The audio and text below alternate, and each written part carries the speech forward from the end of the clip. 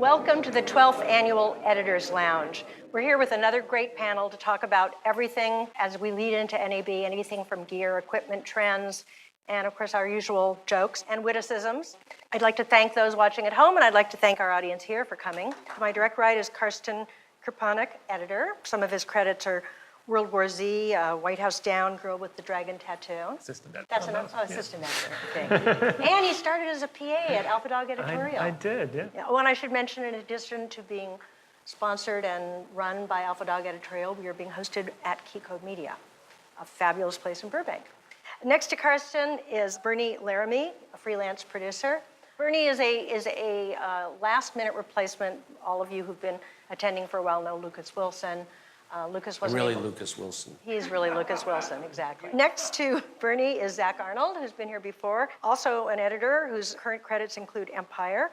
He also wrote, directed, and produced Go Far, the Christopher Rush story. And next to him, the famous and infamous Terence Curren. Infamous, uh-oh. That's a bad word. This should be the first one on the list. Who is the founder and head of AlphaDog Editorial, and himself an editor and a colorist. And last but not least, Mark Raudonis, head of post-production at Bunim, and the guy who was personally responsible for keeping up with the Kardashians. Okay. Not me personally.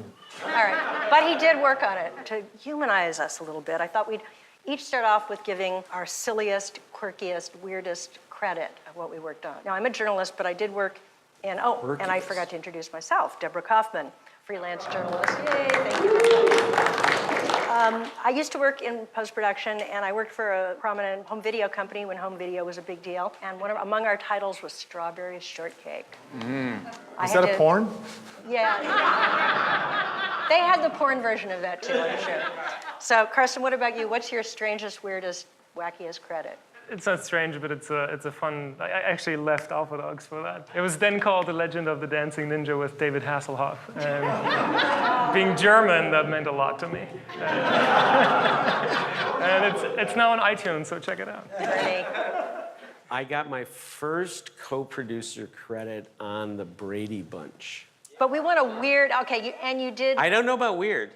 Well, what are you going for, Max? Atlas Shrug, that could be slightly strange. That is strange. That is strange, okay. Zach? Anything up until 5 years ago, basically. That's my whole resume. We traditionally start this off with our famous thumbs up, thumbs down on various trends in the industry. And I looked back over past years to see the things that we considered. But so I have to go back to one that we've done every year, 3D. Thumbs up or down? Bernie, you're not allowed. Okay, all right. High frame rate. As I expected, all right. How about high dynamic range? I'm going to pretend I know what you just said. 4K and ultra high def. Wait, for acquisition, mastering, or distribution? That's complicated. Right. Thank you, Terry. The topic. Shut up and put up your thumb. Which one? Which one? Yes. Yes. Acquisition. Yes. Acquisition. Yes. Acquisition. Distribution. Post-production. Post-production. Post. All right, okay. Cord cutting. Over the top. Yay. Too old. You're too old. You don't know what it is. Virtual reality. For what stand again? Well, we're going to get We'll there. get into it, yeah. Lucas, the Mr. Virtual Reality Yes. himself, is not here. I'm voting for He's the virtual Lucas. He's the virtual Lucas, exactly. Last but not least, drum roll, please. Working in the industry, better this last year than the year before? I'm an optimist. Yeah. You're an optimist, okay. So it was a little bit better, but not a lot better. Or maybe it wasn't better at all. So since this is Editor's Lounge, and we actually have a few editors, let's talk about editing tools. How many people here, raise your hands, use Avid?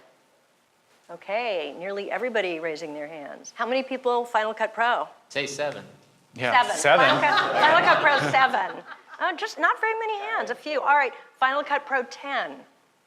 Oh my goodness. Well, of course, Philip.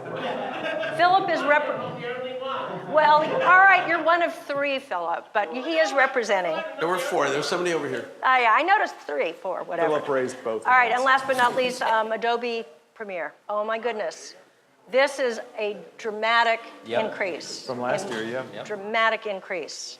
We used to remember the first years, nobody would raise their This is hand. breaking news. Does Avid still rule Hollywood? I think all the big movies, all the big network shows are currently very much in the hands of Avid, I would say. Mostly because of Final Cut 7 dropping out. The void was filled by most of the production, I believe. BMP went back from Final Cut 7 to Avid. So did many shows like Glee, like NCIS Los Angeles. All these shows were Final Cut 7 and they went back to Avid. Until Premiere will reign or take over that market share that Final Cut 7 had, it will probably take a couple of years. They have to get the project sharing down to Well- the Avid level. So does everybody agree that Avid is going to be run over? I think Premiere will have the status of Final Cut 7 2 years ago in a couple of years. And then what the future will hold is up to Avid. Essentially what you're saying is that Apple is bowed out. If you're talking about in the world of scripted features, scripted television, I don't think Final Cut X has any kind of hand in that game. I think Premiere will absolutely have a hand in the game. They figure out project sharing, it's a totally different ballgame. That's So- really the only piece left. Who's cutting on Premiere among all When I of have you? a choice, I absolutely love Adobe products. Love Carson, them. you did. I've been working on Premiere the last Yeah, I love Premiere. 8 months. Do you have Premiere at AlphaDog Editorial? And what are you using at your? We're all Avid all the time. We have Premiere. We have, multiple seats of Adobe Creative Cloud, so we have it. It's there. I think I have one copy of Final X on my desktop, which I keep checking in with. I have a little bit of a contrary opinion here. I think there's going to be room for all. I think the tent is expanding to the point where you're going to see multiple NLEs, and it just becomes whatever choice you want.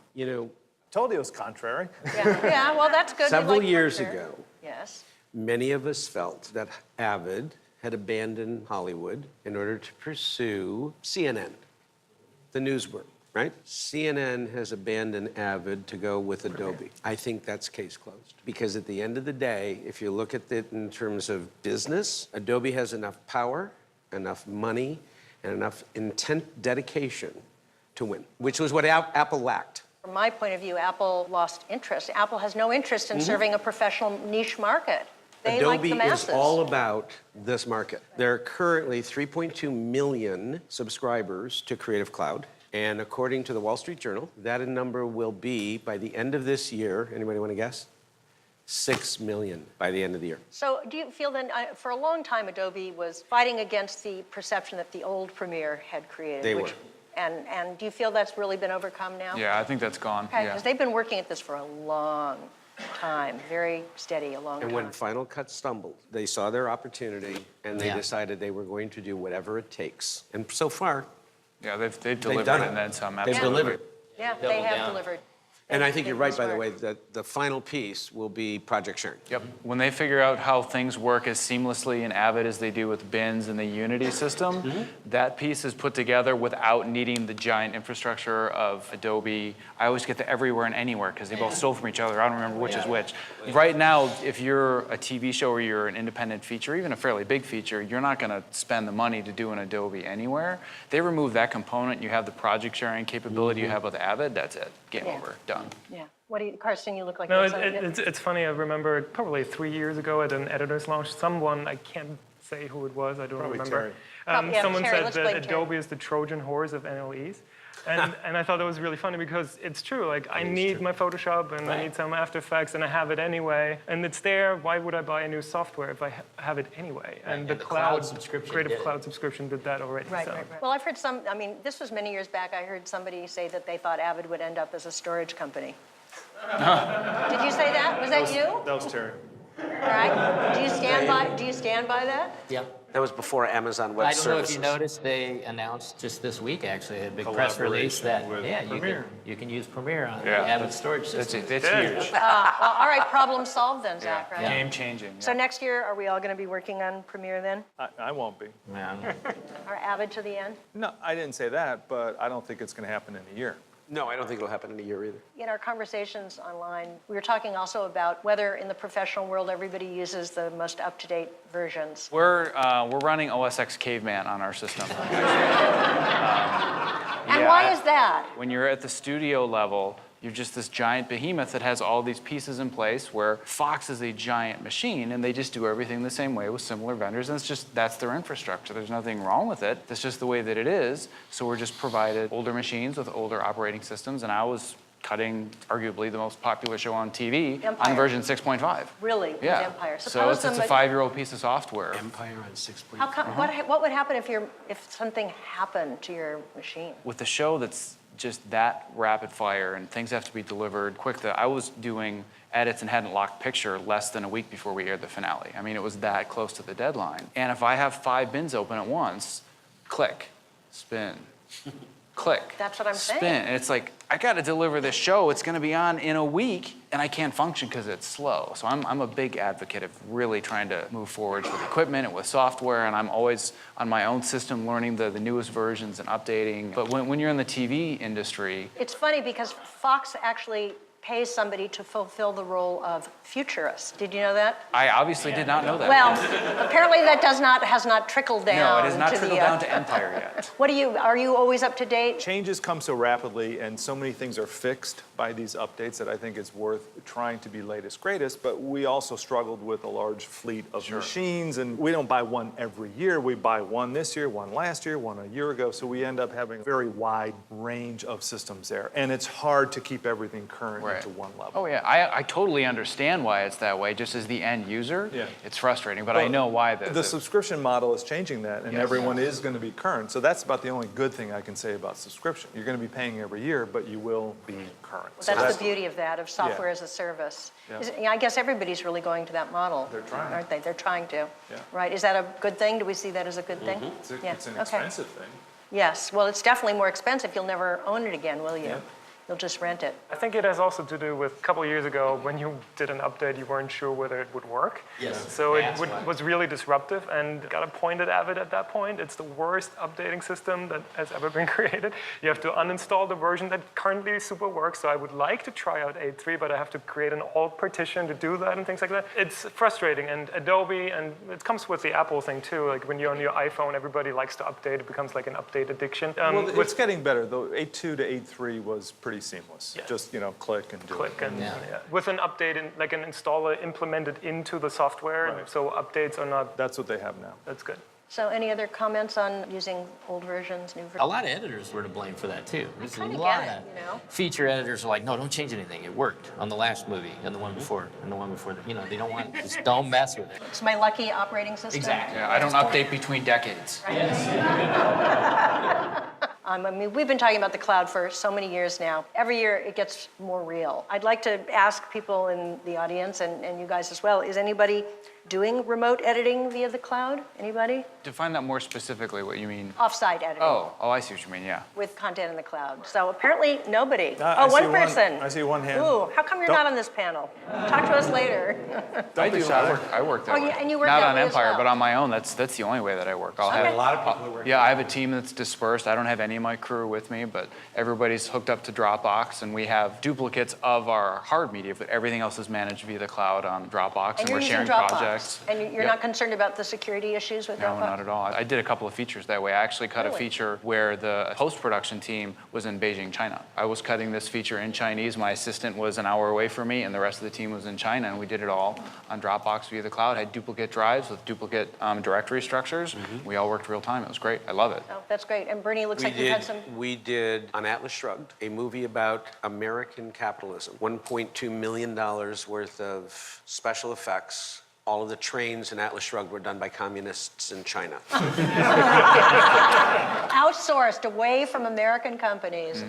Using irony. Skype for communication. Dropbox, ultimately, we switched away from Dropbox, except for the metadata part. Sure. And we moved things in a different fashion on Airwave. I was so afraid, can they actually handle it? Can they get it done? Am I going to be able to communicate with them? All those things. And it was seamless. It was easier than working with my American vendor in West Hollywood. Who set it up for you? You set it up yourself. Bernie, how big was your working group? How many people were we talking about? We had 35 or 7 artists in China, 3 2D artists on Adobe After Effects in our editing suite, because we had 700 shots that were 2D affected, in addition to the 3D shots. And I had myself and my visual effects supervisor. So it wasn't a big deal movie, but there was still a lot of shots to go back and forth. But I would point out that what you guys have been talking about is collective team moving forward, parallel. Have you, working on scenes, have you had like 5 different editors, let's say, trying to work on story spread out around the world. Yeah, it's a big difference. No, that I haven't done. I would actually like to try and work that workflow and find it work. Have you tried it, Mark? It sounds like you've tried it. It sounds like you guys have nailed the technical parts of the communication and all that. We did it on a Discovery special called The Last Mysteries of the Titanic. And we actually were editing in California and on the Keldysh and at the bottom of the ocean at the same time. You were at the bottom of the ocean? I wasn't at the bottom of the ocean. Jim was at the bottom. James Cameron was at the bottom of the ocean. Yeah, we actually had editing capability at the bottom of the ocean. And it was all governed by metadata on Ethernet. And it actually worked, thank God. I don't know, my experience, I mean, reality television is what I do. And spreading out the creative process, I find very difficult to collaborate and to manage and just to coordinate. Is that especially if people are in different time zones? It's a human thing. It has nothing to do with technology. It's, you don't see somebody face to face. You don't get those nonverbal cues of, this scene sucks. And that's the hard part of it. Karsten, do you? Yeah, but we still kind of talk about when you have 5 people sharing media through a cloud, you're not necessarily sharing the media and the edit. You're downloading it on each site and have parallel drives, and then you share the metadata of the project file, which I've done too. Like even it's nice actually on Premiere, for each bin is a project file. You share it in Dropbox, so you don't duplicate project files. You actually can open up Reel 1, you open up Reel 2, and with communication works really well. It's the future, I think, is going to be having one server facility, and then you just log in. Avid and Adobe are pushing for Exactly, the anywhere But idea. I'll just say what I've been saying for many, many years. As soon as the directors and producers get used to never being in the edit suite, the editor can be anywhere. And when the editor can be anywhere, the cheapest editors are going to be the ones working. And guess where they are? Not going to be here. So I wouldn't be in such a rush if I was you. You're about to get outsourced as soon as it becomes But they're not going to get, that's the other thing that goes back to what Mark is saying. Are they Yeah. really going to be happy working with an editor who doesn't speak their language? Just you had a seamless experience with the effects. Right, that was because That's the true. people that we were dealing with in China were British. And I will say, the one time that communications layer broke down and I had to call the front desk at the visual effects facility, it was a Challenging. daunting experience. It was the experience I was afraid I was going to have, right? The biggest thing I had to get used to was a British accent. Just to take it one step further, we use review and approval via the cloud. I mean, that's I don't think that's what That's you're not the talking same. about. No, it's that's not the same. thing. But it essentially takes the editor out of the room and allows them to review cuts and things. So hang on. Yeah. I just realized as you were saying that, though, about remote collaboration and director's cuts and things like that. So I did a movie a couple of years ago for Lifetime called Call Me Crazy, which was 5 short stories about mental health issues directed by 5 different women directors, 2 of whom never showed up in the editing room and did their director's cuts remotely. And both of those happened to be pretty good pieces. The best piece was done by somebody that was in the room, by the way. It's possible. Possible. How many people here have worked remotely? A lot of There you people. go. Lucas had a question. Of course, he's not here to ask that question, but I will ask on his behalf. He wanted to talk about asset and metadata migration to and from the cloud. You got your answer. One of our There is a colorists group. lives There is a group. in Media Oregon, and he does he colors some of the shows for us, and all we have to, we send the media, a duplicate of the media up there, but after that, everything is just passing the projects back and forth. I'm sure most of you have heard of Media Silo. A lot of us are using it. For those of you that don't know, Media Silo is essentially a streaming review and approval service that does dailies and cuts in H.264. Viacom has recently installed their own iteration of Media Silo, which simply means that it's Media Silo, except Viacom gets to buy their storage off of Amazon for wholesale rather than paying it through Media Silo. And the discussion being had is to move all of their review and approval, all of their historical libraries for things that producers might need to go back into. Things that, like Mark, when you go back into all of those old Yeah, shows, but et they're cetera. still Hang calling on. me up. Is still, I know that, I didn't say they're not going to call you. Your job is not over yet. But the idea is when you're paying 7 cents per gig per month, you can start to store all of the DVDs that are in the closet in the cloud. And it's a whole lot more accessible and it's a whole lot more usable. And some people are going to be too afraid to do that. Yes, Just today, Amazon announced unlimited storage for $60 a year. unlimited storage for $60 a year. All right. Viacom is already on the phone to them. But what's the up and down charges? There we go. We'll get to Q&A eventually, but slight detour. somebody on this panel, and I don't remember who it was, wanted to talk about 120 hertz technology, otherwise known as motion interpolation. And they're going to pass around a petition that you're going to sign to get this outlawed. So, but you know, some people feel passionately about I do this. feel passionate about All right, it. first you're going to have to explain what it So is. explain it. Everybody has seen modern TVs that you can buy at Best Buy. They all look very soap opera-ish by default. There's this smooth motion effect that happens where they interpolate the images. They create fake digital frames in between frames because 24 are not enough to make it look all smooth. Unfortunately, the normal audience at home doesn't necessarily always see the difference, but for people in post, hopefully, we do see the difference. It's And horrible. you can turn it off, but it really, you have to every know it time I do exists. it takes like 5 minutes to get to that Figure point, to it, yeah. find the menu button to Well, turn and it. I'm curious, if you go to buy a TV set, does the salesperson point that out to you? I don't think Probably people, not. Probably not. More If as they- a if feature. they know it what you're has- talking has, about. yeah. Right, if they even know what you're talking Assuming about. the salesperson But if you actually don't understands ask, it. if you don't ask, my guess is they don't say anything.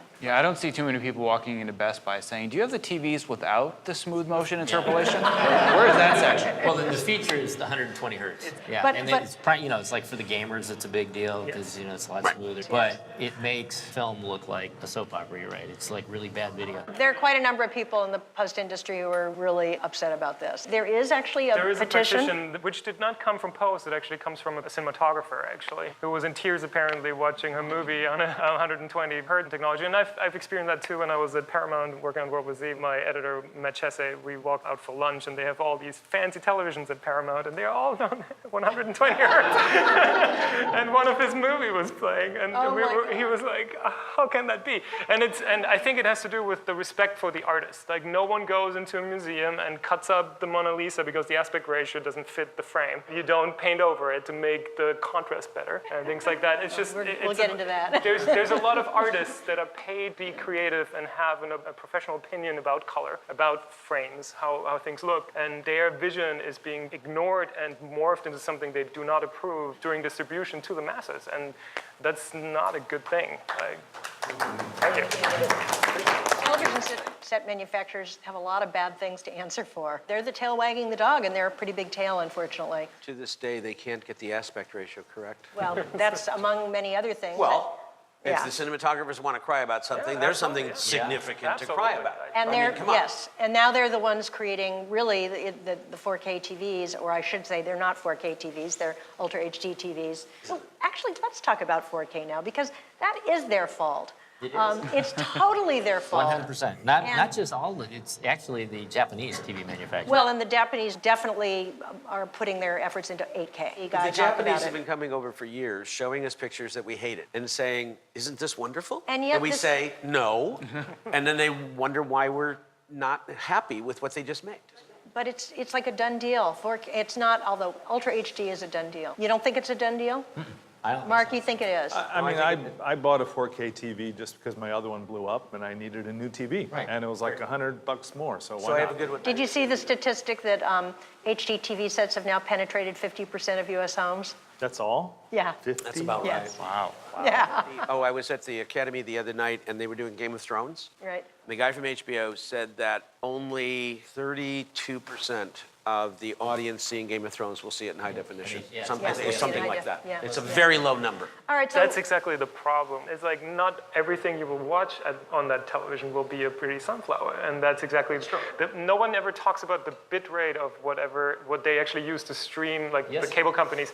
I have Time Warner Cable. You can say I'm sorry. That's okay. Yeah. The fact is, like I actually watch movies, even if HBO, like I watch the shows on HBO Go over Apple TV because the streaming is better quality than the cable, which for the time being at least. And until this changes, I don't see a point in any 4K television because the Well, then you can see pixelations the, and you know, the of the compression is so bad. Quantizing errors, the blocks, Yeah. you'll be able to see them in better detail. yeah.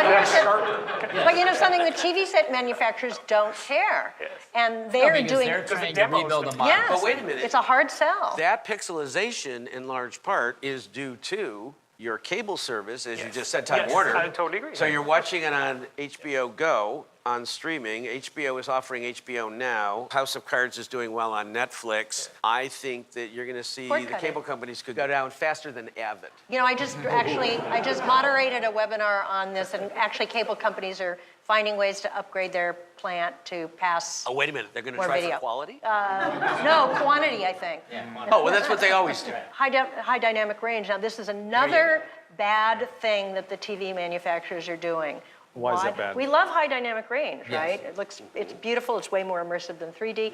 But guess what? Multiple TV manufacturers are selling high dynamic range TVs, and there is no standard. They haven't consulted with anybody Multiple standards. who's making it or distributing it. They're just their own version of high dynamic range. Dolby is pushing really hard with Dolby Vision, which is their version of HDR. So if you don't know what high dynamic range is, basically please Dolby explain. did some serious testing to find out what level of contrast can humans see, how much range can they do. And what they found is our televisions now are set for, the white is at 100 nits, and nits a unit of measurement. So the whites are set at 100 nits. They found that people could see all the way up to 20,000 nits. So from black to 20,000 nits. They found that was painful. The sweet spot they found is around 10,000 nits. Currently, they're only capable of making a monitor that'll do 4,000 nits. And so to kind of give you, I brought a prop. Oh, do we have a visual aid? Demonstration. Oh, yay! This is not scientific at all.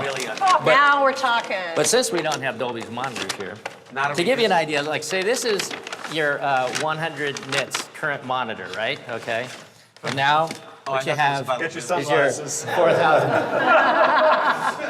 Yeah. The camera. So what that really amounts to is if you're watching a scene with a glint off of a car, from the sun, that should pop. Right now, it's just this sort of washed out thing on the TV. Yeah. It pops when you see Dolby Vision. If you get a chance to see it anywhere, Has actually anybody, how many people here have Maybe an actually NAB. seen high dynamic They had it range? at That's why NAB we're last here. year. They have it this year. We're trying to get them for the June Editors Lounge. There's going to be on Ace's Color Space and high HDR, et cetera. So hopefully we can get them to bring it there. And I highly They're- recommend that you attend that, because high dynamic range really is kind of a game changer. It is a big game changer. If you go to Sears and see a bunch of TVs lined up, you have a 4K TV, you had a 1080 TV with HDR, everybody's gonna go, oh my God, I want that. Because that's, our human perception picks up the contrast range far more than the actual resolution, which And it's- you have to be closer than absolutely 5 feet from a I've always 65-inch TV to see 4K. And the cinematographers at HPA Tech Retreat, they all agreed they'd rather shoot less resolution and more dynamic range. Exactly.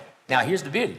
Dolby can get that down the line with 10-bit or 12-bit in 1080. So we could take our existing pipes, basically, and our existing workflows, et cetera, and we could be doing HDR right now, as opposed to how are we going to do 4K at 4 times everything? But the issue is And there's no that standard. is something people see. Now, that's the good news. The bad news is, like you said, all the different TV manufacturers are going, oh, we have our own version. So Well, we- the standards bodies are working at it. I mean, SMPTE's working on it. They're working to try and create a Yeah. standard that everybody can agree on. Yeah. But SMPTE is very slow, and The great thing about standards, there's a lot of them. there's a lot of them. But in the meantime, then As my people are friend going Randy to. says, they're plural. If every TV manufacturer has a different version of HDR, how many versions do you have to create? Versioning becomes a huge, becomes a huge problem. issue. And Dolby's solution was, they're not actually selling the monitors. I mean, they're going to make a reference monitor for color correction, but they're licensing out the technology. It's a Dolby approach. Everybody pays for the chip. Vizio, which is the cheaper TV manufacturer, licenses Dolby Vision already. There's a couple other TV companies. And they're doing over the top, which is Netflix, I think, streams HDR versions, and Amazon does right now. So you could actually get one of those Vizio sets and see some of the movies that are done in HDR now. Amazon is requiring delivery in 4K, by the way. Yes, so is Netflix. Yeah, As they're Netflix is- all doing yeah. it, Okay, yeah. all But they're Because streaming. they're all over coming the down top. that big pipe.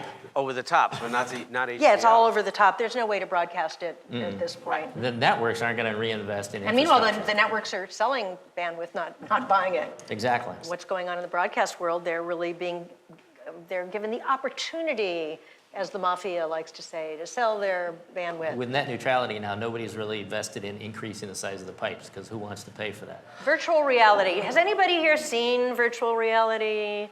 Does anybody remember virtual reality from the late 1980s, Yes, early I remember. 1990s? Yes. Yeah. This is Google Cardboard. $8. You buy a flat, it's a flat piece of cardboard. You fold it up. You stick your phone in here. You can download. Yeah, your phone goes in like that. Except this one's for a Samsung. You get an iPhone.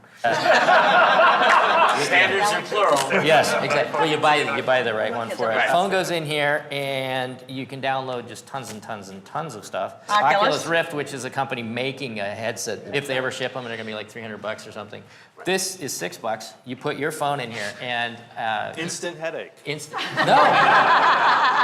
Actually, it's not. It's really impressive. If you haven't seen it, you need to get a chance to see it. Everybody that I show it to, they're like this. Whoa. Yeah. Whoa! Yeah. Whoa! Yeah. YouTube is supporting it. There's a YouTube channel for VR. There's Facebook is going to go ahead. They're doubling down on it. And Lucas is actually shooting Yeah, he's for shooting a money. lot. Lucas is- Getting paid to He make is. VR. He is. actually- But what he's shooting it's is pretty different. There's amazing. two types of virtual reality. There's the 3D environment you create, like in a game, where you can walk anywhere you want, and then there's what Lucas is doing, where you actually shoot. Like if you shot in this room, you put it on and you can look around the room and see everything. But you can't say, I'm going to go walk through that door, because that wasn't shot. You can't. There's no way to do that in a. We had a filming. company come by and demo cameras, but it's imagine like a tennis ball with little GoPro lenses coming out of it. They showed us, and think about this, how do you shoot a scene that, Very hard to light. well, how about where do you put the sound guy? Right, and Or, It's totally an event thing. It's I did this. well, we tried that. We shot a 360 thing. When I was doing 3D, Yeah. we did a 3D 360 Yeah, for the military. And that was indeed one of the hardest parts, yeah. which was to wait while rolling for the sound people and the camera people, the slate guy, off to the hill so that we could shoot. a lot of people, what they're doing now is they're taking it in portions and then stitching it after the fact. Well, I actually, here's a brilliant idea. I put it on my head. And you walked around, and it actually creates, looking down, it creates something else that's not there. So that's how you shoot in the scene and not be seen. You know where this kind of stuff is really good, though, is real estate. Yeah. You want to sit here and say, I want to look at these houses. You literally go You from should room not to make room the and look. assumption that this is for us. Yeah, it's not for us. This is not for linear not for us. storytelling. Yes. Well, we'll get to that in a second. Carsten. Actually, yeah, I actually saw, I think there's a movie there's short films being shot that are actually narrative and things like that. It poses an interesting question for storytelling, because how do you focus the attention of your audience if the audience is checking out the door while you actually have to tell a drama? Exactly. up Well, there's a here? lot of people asking those questions and trying to answer them, and there are people investigating, can we tell movies in virtual reality? We all say no. It's clearly gaming. Because of what you said. The whole purpose of the story is to focus your audience on what you want them to experience at that moment in time. Well, there are ways to draw people's attention. Audio cues. There's all kinds of ways to draw people's attention. on fire to tell the right There you go. I heard that dialogue because he's on fire. Oh, now he's on fire. Yeah. Exactly. Like, how do you... All right, you guys are not going to be making a virtual reality feature I film. can see more a blend. I didn't say that. Yeah, I can see a blend where the video game world with the virtual reality and the filmmaking world combines. We already see this in those high-end gaming. Yeah. They have video game sequences which rival the current blockbusters. You can basically trigger events by the location you are at. So if there's a story point you need to convey, it can only start happening once your character looks from the door away to the point where the story event is taking place. So the only thing as a storyteller that you kind of lose is the power over pace, which is a lot for editors. pretty like much it's what we all do it's for- all that's about what we do, living yeah. pace. Timing. You can't really Yeah, do it's that. You self-paced, can only yeah. trigger it. If you want to understand how difficult it is to pull that trick off that you're talking about there, you've got all of the resources of the world. You can tell the linear story, we can do the gaming version, we can do 3D, and we can have it all over the place, and there should be a theme park. But note that Mr. Cameron himself never got a successful video game done of Avatar, but it's not for not have trying. He tried. Poured he's also millions the of guy dollars into it, and I don't know if anybody's playing Avatar the video game. So even somebody that talented, who by the way has all the money he needs, right? I'm not Could sure not that pull really, that off. I'm not sure that proves anything. No, I think it does, because I don't think anybody can name one project that either went from video game to terribly successful movie or vice versa. You're not going to watch any series. I mean, like when you go to a theater, why do we go to a theater? Because there's lots of people. We're all laughing together. You're watching television To or a show, and experience you're the looking, oh, story God, that was so, Right. That's not To it. experience When the you're story. here, you're like this, and if there's Well, somebody and it's next the to you, same they could be reason, somewhere else. same You're reason not- TV didn't work in any case because you Right. can't.